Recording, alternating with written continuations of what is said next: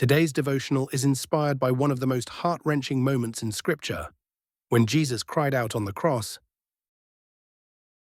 my God, why have you forsaken me?" Matthew 27:46. This cry resonates deeply with anyone who has ever felt abandoned or overwhelmed by pain.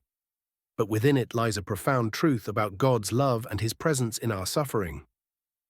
1. The depth of Jesus' suffering. On the cross, Jesus bore the weight of humanity's sin. His cry wasn't a loss of faith, but an expression of the immense cost of our salvation. By quoting Psalm 22, he pointed to a psalm that begins in despair, but ends in triumph, reminding us that even in suffering, God's plan is at work. 2. When we feel forsaken. It's normal to feel abandoned during life's darkest seasons, but Scripture reassures us, the Lord is close to the brokenhearted. Psalm 34:18. Just as God never truly abandoned Jesus, He will never leave you.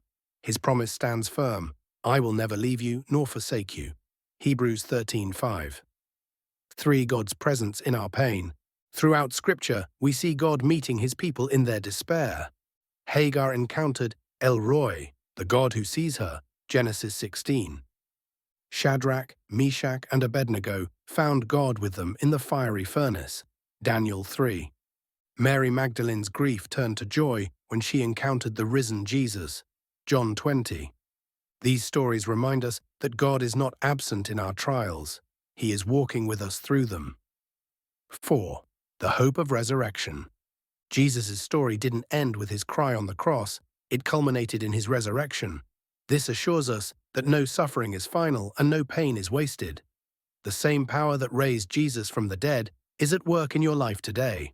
Ephesians 1:19-20. Encouragement for today. If you're feeling weighed down by life's burdens, remember this. Your story isn't over. God is writing a redemptive story through your pain. Trust Him even when you can't see the full picture. Take a moment today to reflect. How has God been present in your trials?